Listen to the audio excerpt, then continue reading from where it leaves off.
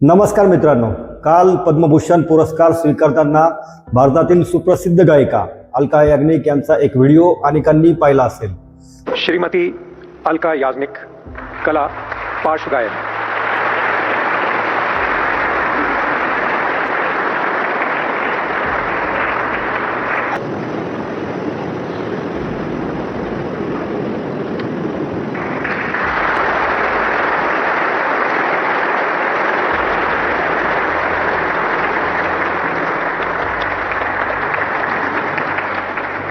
भारताच्या सर्वात मधुर आवाजांपैकी एक असलेल्या या गायिकेने लाखो लोकांच्या हृदयात स्थान निर्माण केले आहे। पण गेल्या काही काळापासून त्या एक गंभीर आरोग्य समस्येशी झुंज देत आहे।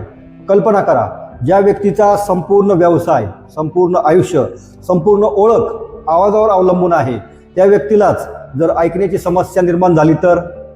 हे फक्त एका प्रसिद्ध गायिकेची कथा नाही, हा प्रत्येक मोबाईल वापरणाऱ्या, इयरफोन वापरणाऱ्या, मोठ्या आवाजात संगीत ऐकणाऱ्या व्यक्तींसाठी एक महत्त्वाचा इशारा आहे। आज आपण समजून घेणार आहोत की अलका याग्निक यांना नेमका आजार कोणता झाला, हा आजार कसा होतो, याची लक्षणे कोणती आहे, आणि सर्वात महत्त्वाचं म्हणजे आपण स्वतःचे कान कसे सुरक्षित ठेवू शकतो। सर्वप्रथम समजून घेऊया की अलका याग्निक यांनी नेमकं काय सांगितलं होतं।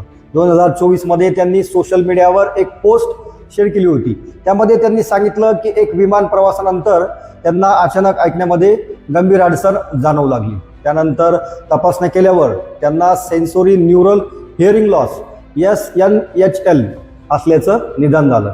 हा शब्द ऐकायला जरी मोठा वाटत असला तरी त्याचा अर्थ समजून घेतला तर तो खूप महत्त्वाचा आहे। आपण आवाज कसा ऐकतो? बाहेरून येणारा आवाज आपल्या कानात प्रवेश करतो, कानाचा पडदा त्या आवाजामुळे कंपन करू लागतो। ही कंपनं कानाच्या आतील भागात म्हणजेच इनर इयरच्या मध्ये पोहोचतात। या इनर इयरमध्ये अतिशय सूक्ष्म हेअर सेल्स असतात। या पेशी आवाजाचे रूपांतर विद्युत संदेशामध्ये करत असतात आणि हे संदेश ऑडिटरी नर्व मार्फत मेंदूपर्यंत पोहोचवले जातात। मेंदू त्या संदेशाचे विश्लेषण करतो आणि आपल्याला आवाज ऐकू येतो। परंतु जर या हेअर सेल्स जर खराब झाल्या किंवा ऐकण्याच्या नसांमध्ये बिघाड झाला तर मग आवाज कानात येतो परंतु मेंदूपर्यंत व्यवस्थित पोहोचत नाही। यालाच सेन्सरी न्यूरल हिअरिंग लॉस असे म्हणतात। या आजाराची सर्वात मोठी समस्या म्हणजे सुरुवातीला अनेक लोक त्याकडे दुर्लक्ष करतात, कारण लक्षणं आधी अगदी साधी वाटू शकतात। उदाहरणार्थ, लोकांचं बोलणं अस्पष्ट येणं, वारंवार काय म्हणालात असं विचारणं, टीव्हीचा आवाज इतरांपेक्षा जास्त ठेवणं, गर्दीच्या ठिकाणी संभाषण समजण्यात अडचण येणं, कानात सतत शिळ किंवा गुंजन ऐकू येणं, चक्कर येणं किंवा अचानक कमी ऐकू येणं। यापैकी एखादं लक्षण जरी दिसलं तरी त्याकडे दुर्लक्ष अजिबात करू नये। आता प्रश्न येतो की हा आजार होतो कसा? याची कारणं अनेक असू शकतात। काही वेळा व्हायरल इन्फेक्शनमुळे ऐकण्याच्या नसांवर परिणाम होऊ शकतो, काही वेळा रक्तपुरवठ्यातील अडचणींमुळे इनर इयरला नुकसान होऊ शकते। वाढते वय हे देखील एक कारण असू शकतं। मधुमेह आणि उच्च रक्तदाब यासारखे आजार देखील जोखीम वाढवू शकतात। डोक्याला झालेली दुखापत काही वेळा कारणीभूत ठरू शकते आणि काही विशिष्ट औषधांचे दुष्परिणाम देखील श्रवणशक्तीवर परिणाम करतात। पण आजच्या काळात एक सर्वात जास्त चर्चेत आहे ते म्हणजे मोठ्या आवाजाचा सततचा संपर्क। आज आपण ज्या जगात राहतो त्या जगात आवाजाचे प्रदूषण खूप वाढलेले आहे। मोठ्या आवाजातील संगीत, DJ, कार्यक्रम, वाहतूक, कारखाने आणि सर्वात महत्त्वाचं इयरफोन। अनेक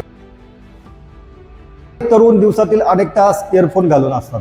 व्यायाम करताना, प्रवास करताना, काम करताना, झोपताना सुद्धा। समस्या फक्त इयरफोन वापरण्यात नाही, समस्या आहे आवाजाच्या पातळीत। जेव्हा आपण खूप मोठ्या आवाजात संगीत ऐकतो तेव्हा इनर सेल्स मधील सूक्ष्म हेअर सेल हळूहळू खराब होऊ लागतात। एकदा या पेशी नष्ट झाल्या की त्या पुन्हा तयार होत नाही। म्हणूनच हिअरिंग लॉस हा अनेक वेळा कायमस्वरूपी असू शकतो। मित्रांनो, आपण डोळ्यांची काळजी घेतो, हृदयाची काळजी घेतो, साखरेची काळजी घेतो, पण कानांची काळजी घेताना अनेकदा विसरतो आणि जेव्हा समस्या जाणवायला लागते तेव्हा कधी कधी खूप उशीर झालेला असतो। म्हणून काही सोप्या गोष्टी लक्षात ठेवा। इयरफोन वापरत असाल तर आवाज शक्यतो 60% कमी ठेवा। सलग अनेक तास इयरफोन वापरू नका। मोठ्या आवाजाच्या ठिकाणी आवश्यक असल्यास कानांचं संरक्षण करा। कानात कापसाची काडी किंवा इतर कोणतीही वस्तू घालू नका।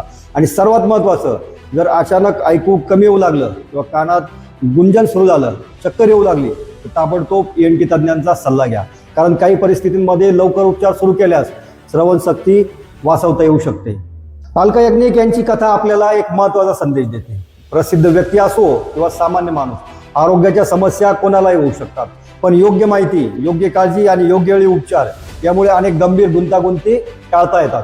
म्हणून आजपासून आपल्या कानांच्या आरोग्याकडेही तितकंच लक्ष द्या जितकं आपण शरीराच्या इतर अवयवांकडे देतो. कारण ऐकण्याची क्षमता ही केवळ एक इंद्रिय नाही, ती आपल्या जगाशी जोडणारी एक अमूल्य भेट आहे. नमस्कार, मी डॉक्टर गोरे, तुमचा ऑनलाईन फॅमिली डॉक्टर, आणि अशाच वैद्यकीय महत्त्वपूर्ण व्हिडिओसाठी चॅनेलला सबस्क्राईब जरूर करा.